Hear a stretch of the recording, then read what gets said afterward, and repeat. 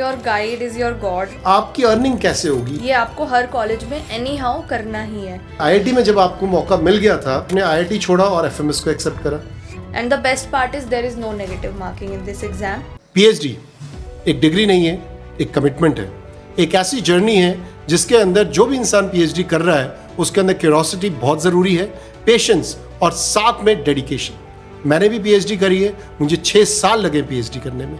PhD कैसी करी जाए, कहाँ से ये स्टार्ट होता है, कब ये स्टार्ट होता है, इन सब को जानने के लिए हमने इनवाइट करा है कनिष्का को, जिन्होंने अपनी पीएचडी की जर्नी अभी कुछ दिन पहले ही शुरू करी है। लेट्स अंडरस्टैंड फ्रॉम कनिष्का ये जर्नी कैसे उन्होंने शुरू करी और कैसे आप सब लोग भी अगर चाहते हैं पीएचडी करना आप शुरू कर सकते हैं। So let's welcome Kanishka. Kanishka, जहाँ तक मैं आपके बारे में जानता हूँ, आप एक दिल्ली यूनिवर्सिटी की स्टूडेंट रही हैं। आपने टेस्ट से अपना पोस्ट ग्रेजुएशन करा है और उसके बाद आपने कॉर्पोरेट वर्ल्ड में ना जाके आपने पीएचडी की लाइन में चल पड़े हैं। आप थोड़ा सा अपने बारे में बताएं, आपकी स्कूलिंग, कॉलेज, टेस्ट और उसके बाद एकदम से पीएचडी ही क्यों? तो मेरी स्कूलिंग कॉमर्स विद मैथ्स में हुई है, Guru Harkrishan public school India gate से। उसके बाद मैंने बैचलर्स में college of vocational studies join किया, where I did my bachelors in HRM। उस बैचलर्स के दौरान मैंने काफ़ी सारे एंट्रेंसेस की तैयारी करी और कन्वेंशनल पाथ चूज़ करने की कोशिश करी। That was MBA। मैंने CAT, XAT, SNAP, IFT, TISSNET दिया and I finally ended up in TISS Mumbai. और मैंने मेरी मास्टर्स करी डेवलपमेंट स्टडीज़ में। तो मास्टर्स में I got introduce to this research. मुझे रिसर्च से इंट्रोड्यूस कराया मेरी मास्टर्स ने, जो टिस मुंबई से हुई डेवलपमेंट स्टडीज़ में। मेरा एक 12 क्रेडिट्स का डिसर्टेशन था। उस दौरान I got the privilege to work with the dean of my school and my co guide which was who was assistant professor there. तो वहाँ पे मुझे रिसर्च से इंट्रोड्यूस कराया गया और मैंने अपना डिसर्टेशन किया। तो मेरी मास्टर्स के बाद मैंने सोचा रिसर्च और किया जाए, तो फिर मैंने एक प्रपोज़ल लिखा और ब्लाइंडली IIT बॉम्बे में अप्लाई किया और सरप्राइजिंगली मेरा प्रपोज़ल एक्सेप्ट हो गया। तो मुझे और ज़्यादा कॉन्फिडेंस मिला कि there is something in my writing and I should go for PhD। एंड finally I ended up at FMS as a PhD scholar. I started my PhD in 2025 in management and basically pursuing PhD in HR OB domain. But ये समझ में नहीं आया, दिल्ली से मुंबई, मुंबई से फिर वापस दिल्ली, जबकि लोग दिल्ली में जाने के बाद, वो भी IIT में जब आपको मौका मिल गया था PhD करने का, तो एकदम से ऐसा चेंज कैसे आया कि आपने IIT छोड़ा और FMS को एक्सेप्ट करा? I spent 2 years in Mumbai और मुंबई दिल्ली राइवल है और being a Delhi girl I'll always prefer Delhi. Delhi has my heart. So I always wanted to go for PhD at IIT Bombay also, but PhD is a long time journey. तो मुझे वो लग नहीं रहा था कि मैं 4-5 years Mumbai में और स्पेंड कर पाऊँगी। एंड PhD में बहुत ज़्यादा सेल्फ मोटिवेशन चाहिए आपको। सो आई डिसाइडेड कि मैं वापस दिल्ली आती हूँ और फिर मैं FMS ज्वाइन करती हूँ। सो बट एक आइडिया मेरे माइंड में ये था कि I want to go for a reputed institute like TISS. So एक चीज़ समझना ज़रूरी है, क्योंकि आज के डेट में इंडियन गवर्नमेंट ने अलाउ कर दिया है बहुत सारे फॉरेन यूनिवर्सिटीज़ को आके इस्टेब्लिश होने के लिए। इंडिया में इटसेल्फ बहुत सारी यूनिवर्सिटीज़ आ रही हैं जिनको सैंक्शन हो रहा है, और जितने भी ये यूनिवर्सिटीज़ है, हर यूनिवर्सिटीज़ में टीचर्स के ज़रूरत पड़ेगी एंड देन PhDs की भी ज़रूरत पड़ेगी। ऐसे में आपने भी सोचा PhD करने का और आपने 2 जगह से क्लियर करा प्रपोज़ल, जो आपने अभी बताया एक्सेप्टेंस हुआ उनका। थोड़ा सा आप मेरे सारे स्टूडेंट्स को या सारे जो लोग सुन रहे हैं उनको आप बताओ, how easy it was to apply in IIT and get through IIT, or how easy it was again applying in FMS, getting through FMS, या ऐसा क्या आपने करा कि इतने प्रेस्टीजियस इंस्टीट्यूट्स जो है IIT और FMS जैसे, उन्होंने आपके प्रपोजल को एक्सेप्ट करा? So the first and foremost step, which is universal for every university, is to clear UGC NET. So UGC NET 100+ domains में होता है, that is the eligibility test. और वो टेस्ट देने के बाद you are eligible to go for PhD और you have to write a proposal along with that UGC NET qualification. So UGC NET basically साल में 2 बार होता है, जून एंड दिसंबर में। मैंने जून 2024 वाला अटैम्प्ट क्लियर किया था। उसके बाद in October I applied to IIT Delhi और दिसंबर में I went to IIT Delhi for my entrance test and interview. और उसी दौरान FMS की एप्लीकेशंस भी ओपन थी दिसंबर अराउंड, तो मैंने फिर FMS में अप्लाई किया और वहाँ पे भी with same proposal my application got accepted और फिर अप्रैल में मेरा FMS का इंटरव्यू था। सो ये जो UGC नेट का आपने एग्ज़ाम दिया, जहाँ तक हम जानते हैं, और मैं चाहूँगा कि आप प्लीज़ मेरे ऑडियंस को भी ये बताएं कि UGC नेट में जब क्लियर होने की तो ऐसी कोई बात होती नहीं है, या होती है,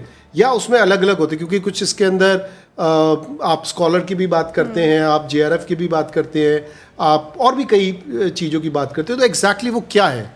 तो UGC नेट एग्ज़ाम का स्ट्रक्चर बेसिकली ऐसा है कि उसमें 2 सेक्शंस होते हैं। Paper 1 is generic for everyone, जिसमें 10 यूनिट्स होते हैं आपके, which is for 50 questions and 100 marks. And paper 2 is of 100 question 200 marks. And the best part is there is no negative marking in this exam. तो total marks होते हैं 300, उसमें से any score around 230 220 is good enough. और UGC net अलग अलग domains में होता है, 100+ डोमेन्स आज अवेलेबल है। मैंने पेपर कोड 55 दिया था, which is purely HROB, IR, personal management related. आप अगर मैनेजमेंट में PhD करना चाहते हैं तो आप पेपर कोड 17 और कॉमर्स वाला एक पेपर कोड है वो दे सकते हैं। सो पेपर 1 जो होता है वो जेनेरिक होता है, उसमें aptitude, research aptitude, teaching aptitude और VARC, क्वांट जैसी बेसिक चीज़ें होती है। और पेपर 2 जो होता है वो आपका कोड स्पेसिफिक होता है। मेरे लिए इट वाज HROB। तो और ये पेपर 3 स्टेप क्वालिफिकेशन होती है। तो इफ़ यू स्कोर लाइक, अगर आपको सबसे लोअर लेवल क्वालिफिकेशन लेनी है, that is for only PhD, तो फर्स्ट क्वालिफिकेशन वो होती है। सेकेंड क्वालिफिकेशन होती है PhD विद लेक्चरशिप, जो आपको एलिजिबल बना देती है for teaching on the basis of just UGC NET qualification. और थर्ड जो टॉप मोस्ट क्वालिफिकेशन होती है, that is JRF। JRF is junior research fellowship, where government of India provides you with some stipend while you are doing your PhD। So ये 3 qualifications होती है और हर किसी में like depending upon the number of applications और number of people sat for the exams 20 to 30 marks का हम डिफरेंस लगा सकते हैं हर एक, it is like a ladder. So आपने इंटरव्यू की भी बात कही है, और मुझे पता है जब हम इंटरव्यू की बात करते हैं तो इट्स नॉट दैट ईजी। जब हम गाइड भी को भी सिलेक्शन की बात करते हैं, वो भी एक ईजी नहीं है, वो भी एक प्रोसेस है। थोड़ा सा आप बताओ इस इंटरव्यू और गाइड सिलेक्शन के बारे में। So when your application gets accepted, so IIT जैसे कॉलेज में आपका एक और एंट्रेंस होता है, which is CAT type exam. उसमें आप बेसिकली आपका एप्टीट्यूड टेस्ट होता है और CAT टाइप उसको बोलते हैं, but I found it very easy like as compare to CAT, as I have given CAT also.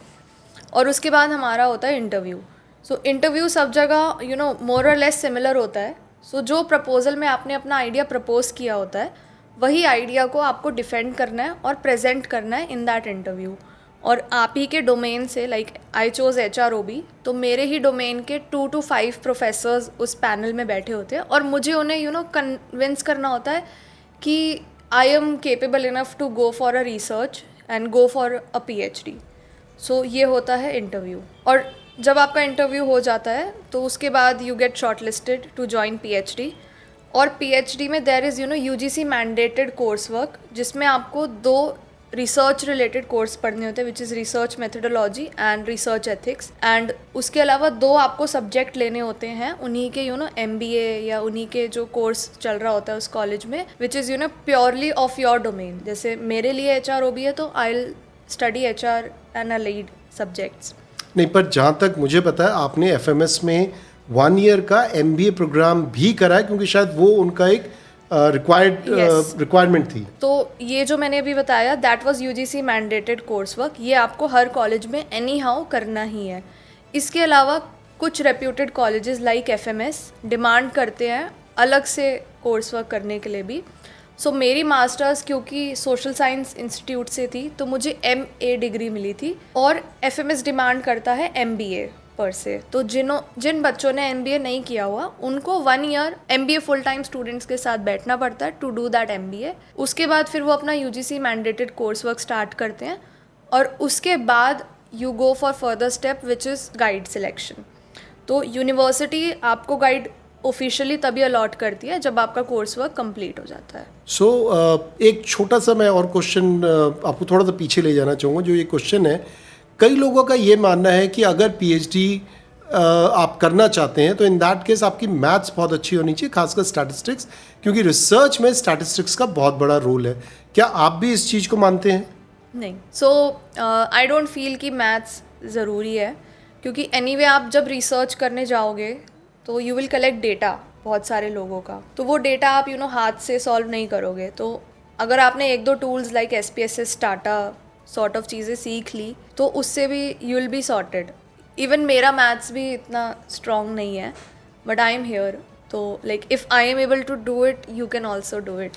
ये थोड़ा सा नहीं एक्सेप्ट हो सकता। आपकी जो स्कूलिंग रही है, जो आपका कॉलेज रही है, और जो आपने कैट या जैट की बात करी है, और अगर आपने क्लियर करा है तो ऐसा नहीं हो सकता कि आपकी मैथ्स ख़राब हो। बट हाँ, ये मैं बात मानता हूँ, because I my self being a maths honours student and MSc statistics, maths की ज़रूरत होती है, ऐसा नहीं कि नहीं होती। बट आज के डेट में बहुत सारे टूल्स आ गए हैं, आप उन टूल्स को यूज़ करके अपने रिसर्च को कंप्लीट कर सकते हैं। ज़रूरी नहीं है कि आपको इन डेप्थ ऑफ मैथमेटिक्स या इन डेप्थ ऑफ स्टैटिस्टिक्स में जाना ही पड़ेगा, और वैसे भी हेल्प मिल जाती है, आप किसी और से भी हेल्प लेके अपने रिसर्च को कंप्लीट कर सकते हैं। सो कनिष्का, इससे बाद अगर हम बात करते, जैसे आपने इंटरव्यू की बात कर लिया, गाइड का बात कर लिया, थोड़ा सा गाइड के बारे में और हमें बताएं, क्योंकि गाइड होता क्या है? क्योंकि जो भी सुनते हैं, जितना भी हम सुनते हैं, मैं शायद इस चीज़ से सब लोग वाकिफ़ रखेंगे कि गाइड के बारे में बहुत ग्रेट हम लोगों ने नहीं सुना है। बट फ्रैंकली मैं बताऊं, अगर मेरी PhD पूरी हुई है तो सिर्फ मेरे गाइड के कारण हुई है। देयर वॉज अ टाइम जब मैं सोच चुका था कि शायद अब PhD इस उम्र में होना मेरे लिए मुश्किल है, बट गाइड ने बहुत हेल्प किया। वो मुझे वापस लेके आए जिस एरिया में मैं चला गया था, एंड देन वहाँ से मैं सिर्फ गाइड के कारण मैं PhD कंप्लीट कर पाया। आप मुझे बताओ कि गाइड की कितनी इंपॉर्टेंस आपको लगती है, हालांकि आपने जस्ट स्टार्ट करा है? In my opinion your guide is your god. Guide ही आपके साथ चलता है और आपको पूरा समझाता है कि कैसे आपको रिसर्च करना है। और यू बीइंग अ स्कॉलर, आपको कुछ नहीं पता होता, और समटाइम्स यू डाइवर्ट और क्लैरिटी नहीं आती कि एक्चुअली मुझे करना क्या है। सो गाइड आपको वापस ट्रैक पे लेकर आता है when you are going off track. Guide is like your parent in that situation, क्योंकि गाइड ही आपको पूरा लेके चलता है कैसे करना है, क्या करना है, आप क्या गलत कर रहे हो। So without guide you can not do anything. So PhD में बहुत इंपॉर्टेंट है guide selection. So I would suggest while you are doing your course work, you get to know your professors. वही प्रोफेसर्स आपको teach करने आते हैं, तो आप उनको देखिए, उनको नोटिस कीजिए, और उनके बायोस पढ़िए और उनके बारे में पढ़िए, उनके लेटेस्ट रिसर्च पेपर और लेटेस्ट रिसर्च इंटरेस्ट पे फोकस करिए, और आइडेंटिफाई करिए कि आपका जो topic that you have proposed या जिस पे आपको काम करना है एक्चुअली में, वो कौन से प्रोफेसर के अंडर फॉल करता है, और फिर आप उस प्रोफेसर को अप्रोच कर सकते हैं आपका PhD गाइड बनने के लिए। हम गाइड्स को ज़रूर अप्रोच करते हैं, बट ये गाइड के ऊपर भी होता है whether they would like to accept you as their PhD scholar और नॉट।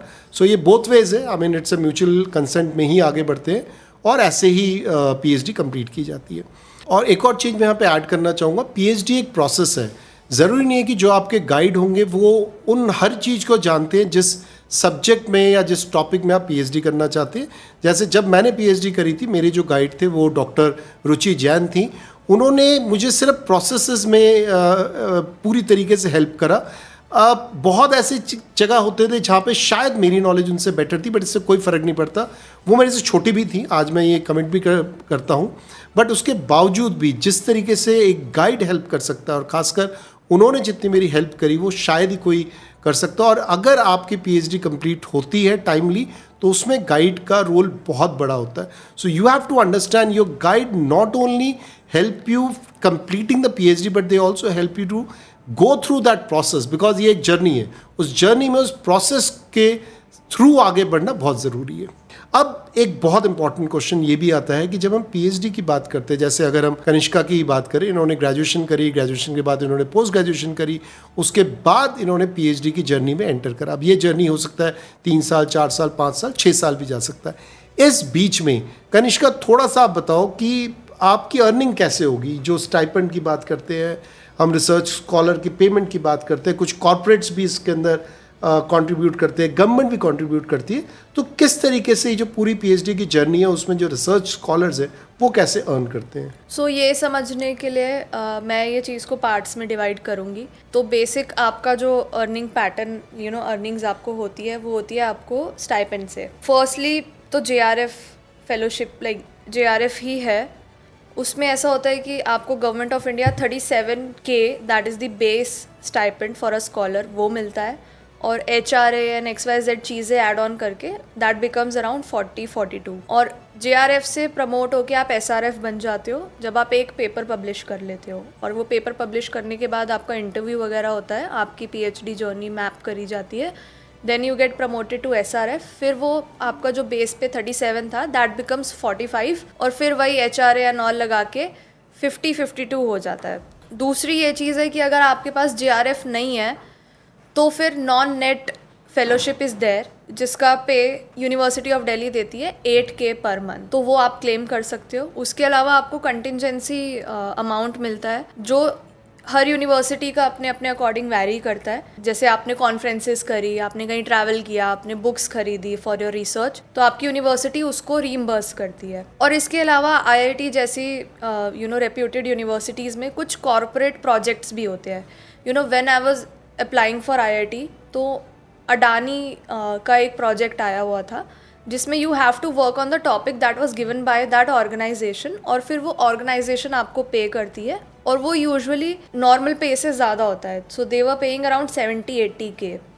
तो like you are covered as far as stipend is concerned. That's great. So that means कि जो हमें लगता है कि अगर आप PhD कर रहे हैं तो उस पूरी जर्नी में शायद you are not getting anything as a pay, but now you are saying कि no, there are options and those option can actually take care of your entire journey.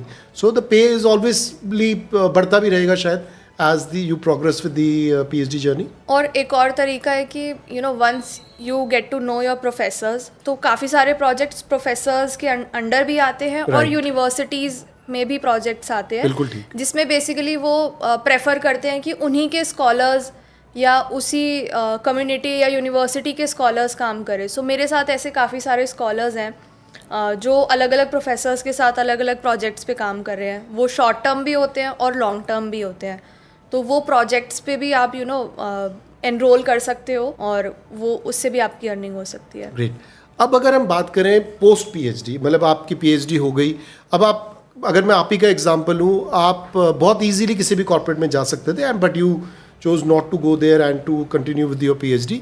सो अब जब आपकी PhD ख़त्म हो जाएगी तो किस टाइप का आज के रेट में पे स्केल जो मिल रहा है, या जो भी टीचर्स हैं उनको कैसी पे स्केल्स मिलते हैं? जो कन्वेंशनल पाथ है after PhD that is academics professorship.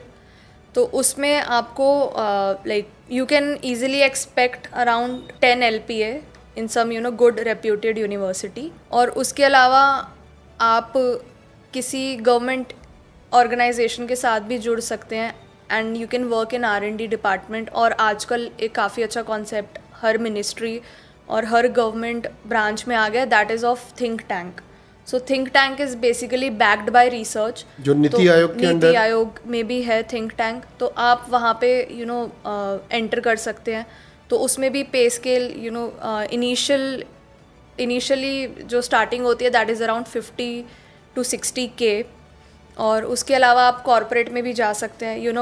Marketing research आजकल बहुत होता है, प्रोडक्ट डेवलपमेंट रिसर्च होता है, ये आप प्रॉपर लाइक R&D कर सकते हैं कॉर्पोरेट्स में. आप कंसल्टेंसी में भी जा सकते हैं after your PhD, because consultants are backed by research. तो एज अ रिसर्चर आप कंसल्टेंसी में जा सकते हैं. और बहुत सारी रिसर्च ऑर्गेनाइजेशंस होती हैं, NGOs होती हैं, तो उसमें field investigator, research associate, research head, ऐसी पोजीशंस पे भी आप काम कर सकते हैं. सो अगर आप देखें तो in my opinion initially 10 LPA is like easy to get. So आपने बिल्कुल ठीक बोला. I mean स्टार्टिंग आप 10 का एक्सपेक्ट कर सकते हैं. इनफैक्ट प्लीज़ इस चीज़ को आप ध्यान रखिएगा. जो लोग सोचते हैं ना कि कॉर्पोरेट में बहुत ज़्यादा पैसा और टीचिंग में पैसा नहीं है, ऐसा बिल्कुल भी नहीं है. सबसे पहले तो टीचर्स वो नहीं है जो एक्चुअली कॉर्पोरेट छोड़ के आना चाहते हैं. टीचर्स वो हैं जो एक्चुअली में पढ़ाना चाहते हैं. और जब भी हम टीचर्स की बात करते हैं, सैलरीज कहीं से कोई कम नहीं है. आप स्टार्टिंग अगर 10 से कर रहे हैं तो ऐसा नहीं है कि आगे जाके आप 10 में ही रहेंगे. जो लोग प्रोफेसर्स हैं आज के रेट में in various universities with 15-20 years of experience, वो लोग ऑलमोस्ट 30 लाख के पैकेज पे है, तो इतनी सैलरी भी मिलती है। इसके अलावा पीएचडी करने के बाद आप सिर्फ रिसर्च में जा सकते हैं, जहाँ पे again you will be going back to the corporate field, जहाँ पे आप R&D में जा सकते हैं, जैसे अभी इन्होंने बताया एग्जांपल लिया, अडानी के कुछ प्रोजेक्ट्स हो सकते हैं या बड़े बड़े कॉर्पोरेट्स के भी प्रोजेक्ट्स हो सकते हैं। तो सैलरी की आप प्लीज़ टेंशन मत लो, सैलरीज आर रियली गुड। और इसके अलावा आई मीन ये तो सिर्फ हुआ जब आप कॉलेज में जा रहे हो और पढ़ा रहे हो, इसके अलावा एडिशनली प्रोफेसर्स को गवर्नमेंट से भी काफ़ी फंड्स मिलते हैं, काफ़ी सपोर्ट मिलता है, वो लोग एक्स्ट्रा प्रोजेक्ट्स करते हैं, उन प्रोजेक्ट्स के भी उनको पेमेंट्स मिलती है। सो ऐसा बिल्कुल भी नहीं है। अगर आप प्रोफेसर के लाइन में जा रहे हैं, पढ़ाना चाहते हैं, सबसे पहले तो एक पैशन होना चाहिए पढ़ाने का, आप बहुत कमा सकते हो। So don't think about it कि कॉर्पोरेट वाला ज़्यादा कमा रहा है और जो नॉन कॉर्पोरेट्स हैं वो कम कमा रहे हैं, ऐसा बिल्कुल नहीं है। तो only thing is that PhD हर कोई नहीं करता। पीएचडी वही कर सकता है, जैसे मैंने पहले आपको बताया, जो कमिटमेंट लेके आता है, क्योंकि आपको शायद लॉन्ग टर्म तक वो पढ़ने का जो जज्बा है ना, वो होना ज़रूरी है। So thanks Kanishka. और इससे पहले मैं ख़त्म करूं, मैं बोलना चाहूँगा कि यूजीसी नेट के एप्लीकेशंस अप्रैल एंड में आने वाले हैं, और अगर आप में से कोई भी पीएचडी की तरफ आप बढ़ना चाहते हैं तो आपको यूजीसी नेट ज़रूर देना चाहिए, और आप जैसे ही निकलते हैं आप उन फॉर्म्स को भर सकते हैं। एट द सेम टाइम अगर आप कुछ और भी जानना चाहते हैं कि प्रपोजल कैसे लिख सकते हैं, प्रपोजल को कैसे हम लिखें कि वो एक्सेप्ट हो जाए, इंटरव्यू में कैसे जाए, गाइड को एक्चुअली प्रॉपरली हम कैसे सिलेक्ट करें, अगर ऐसा कुछ भी आपको लगता है, आप कुछ जानना चाहते हैं, आप ज़रूर मुझे लिखें, कमेंट में लिखें। I again request Kanishka to please come back to our podcast और वो सारे आंसर्स दें जो आप जानना चाहते हैं।